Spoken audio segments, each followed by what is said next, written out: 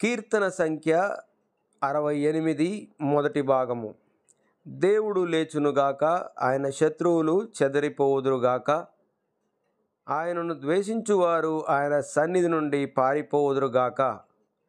పొగ చెదరగొట్టబడినట్లు నీవు వారిని చెదరగొట్టుము. అగ్నికి మైనము కరుగునట్లు భక్తిహీనులు దేవుని సన్నిధికి కరిగి నశించుదురుగాక. నీతిమంతులు సంతోషించుదురుగాక, వారు దేవుని సన్నిధిని ఉల్లసించుదురుగాక. వారు మహానందము పొందుదురుగాక. దేవుని గూర్చి పాడుడి, ఆయన నామమును బట్టి స్తోత్రగానము చేయుడి. వాహనమెక్కి అరణ్యములలో ప్రయాణము చేయు దేవుని కొరకు ఒక రాజమార్గము చేయుడి. యెహోవా అను ఆయన నామమును బట్టి ఆయన సన్నిధిని ప్రహర్షించుడి.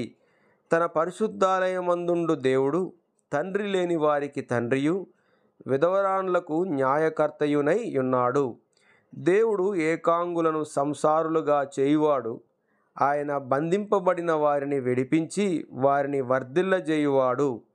విశ్వాసఘాతకులు నిర్జల దేశమందు నివసించుదురు. దేవా, నీవు నీ ప్రజల ముందర బయలుదేరినప్పుడు, అరణ్యములో నీవు ప్రయాణము చేసినప్పుడు భూమి వణికెను. దేవుని సన్నిధిని అంతరిక్షము దిగజారెను. ఇశ్రాయేలు దేవుడగు దేవుని సన్నిధిని ఆవలి సీనాయి కంపించెను.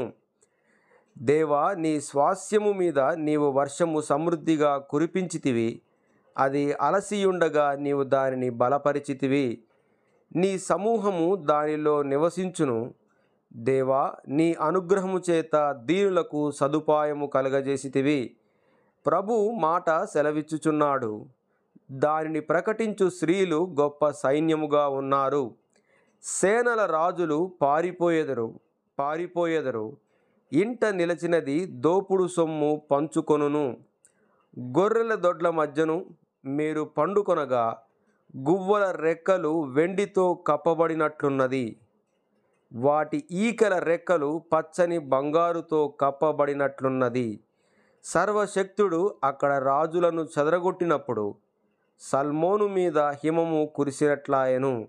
బాషాను పర్వతము దేవపర్వతము, బాషాను పర్వతము శిఖరములు గల పర్వతములారా, దేవుడు నివాసముగా కోరుకున్న కొండను మీరేలా ఓరచూపులు చూచున్నారు? యెహోవా నిత్యము అందులోనే నివసించును. దేవుని రథములు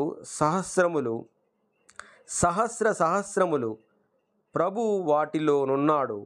సీనాయి పరిశుద్ధమైనట్లు